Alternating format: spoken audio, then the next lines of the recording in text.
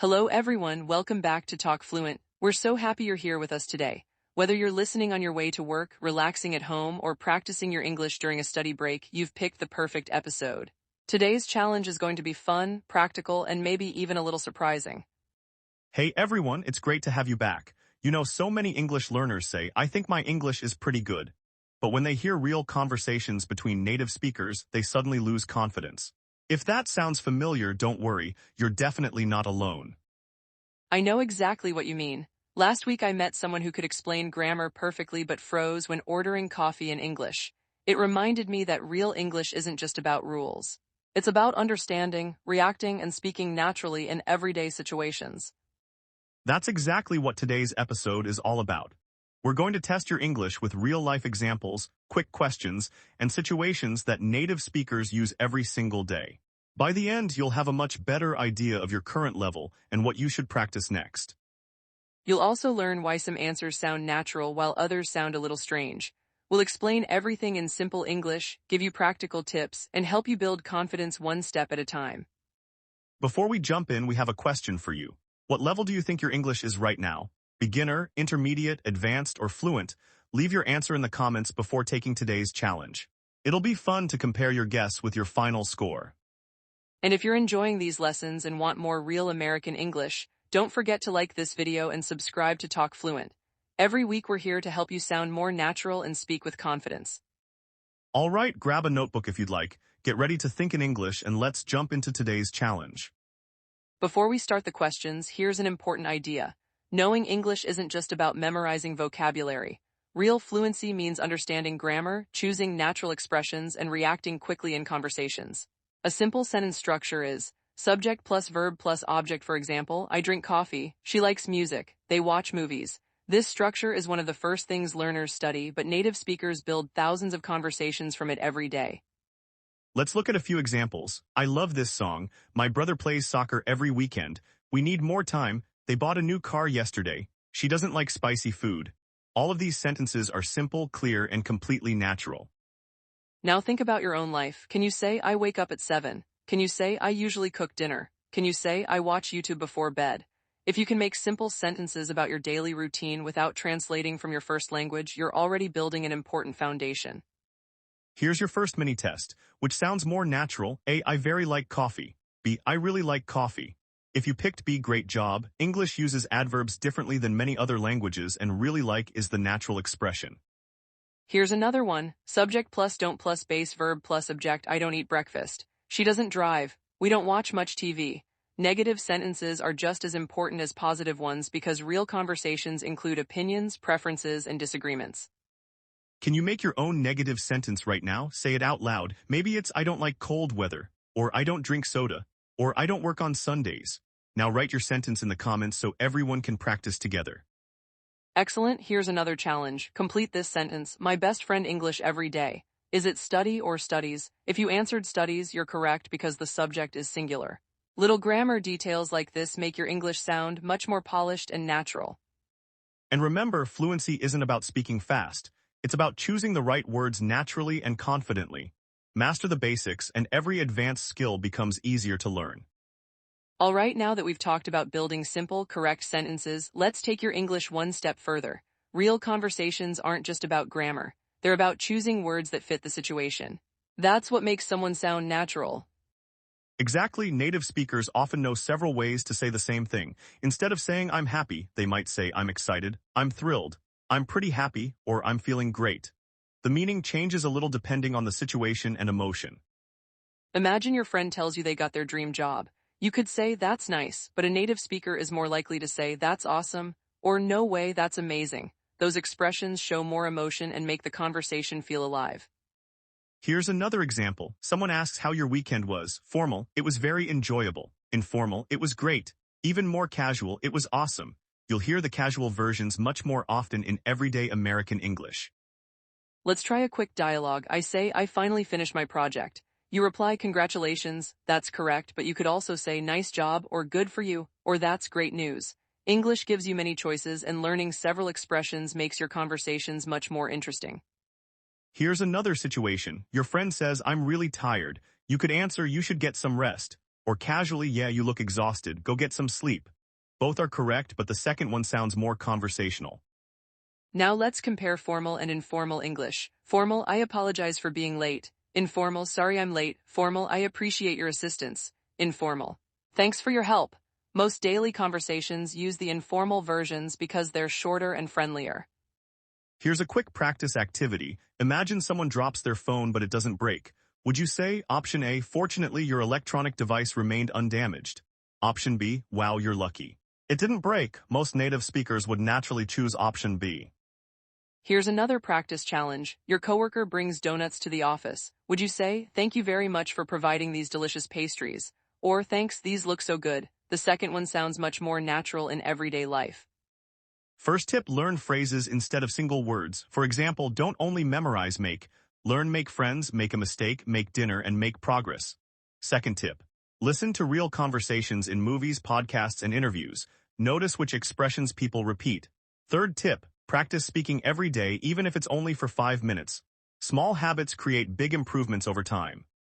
Now it's your turn. Write one informal expression you already know in the comments. Maybe it's no problem, sounds good, or you got it. Then try using it in a sentence. Reading other learners' examples is another great way to improve. Before we move on, let's review. Natural English isn't only about correct grammar. It's also about choosing expressions that fit the situation, understanding different levels of formality, and sounding comfortable instead of sounding like a textbook. Now let's focus on something that separates intermediate learners from advanced speakers. It's not difficult grammar. It's knowing how your tone changes the meaning of what you say. That's so true. Imagine your friend asks if you want pizza tonight. You answer sure. That's friendly. You answer sure. That's enthusiastic. You answer sure. That might sound uncertain or even annoyed depending on your voice. The words stay the same, but the feeling changes completely. Let's look at another example. Someone asks, can you help me move this weekend? You could answer, I can. That's correct grammar, but yeah, of course, sounds much warmer and more natural. Native speakers often choose expressions that show personality instead of just giving information. Here's a real-life situation. You're at a coffee shop and the worker says, have a nice day. You could simply say thanks, or you could reply thanks, you too. That tiny extra phrase makes the interaction feel friendlier. Politeness is another important part of sounding natural. Instead of saying, give me water, try saying, could I get some water, please? Or, can I have some water, please? Adding please and using questions instead of commands makes a huge difference. Here's another example. Your coworker finishes helping you. Instead of only saying thanks, you might say, I really appreciate it. Thanks so much. You're a lifesaver. Those expressions sound sincere and are very common in American English. Let's do a mini practice together. I'll say a situation and think about what you'd say. Your friend gets a promotion. Maybe you answer, congratulations, you earned it. Your neighbor gives you cookies. You could say, wow, thank you. That was really thoughtful. Someone holds the door for you. You say, thanks. Simple moments like these happen every day and practicing them builds confidence. Don't be afraid to speak out loud while watching this episode. Repeat the phrases after us. Your ears learn the sound, your brain learns the pattern, and your mouth learns the movement. That's one of the fastest ways to improve speaking skills. Here's another challenge. Your friend says, I'm nervous about my interview. How would you respond? Maybe you'll do great. I believe in you. Don't worry, you've got this. Try saying one of those responses out loud right now. Excellent. The more everyday situations you practice, the more automatic your English becomes. Instead of translating in your head, you'll simply react naturally, just like native speakers do. That's the goal of real fluency, and you're getting closer every time you practice. Number common mistakes section. One of my favorite things about learning English is realizing that everyone makes mistakes.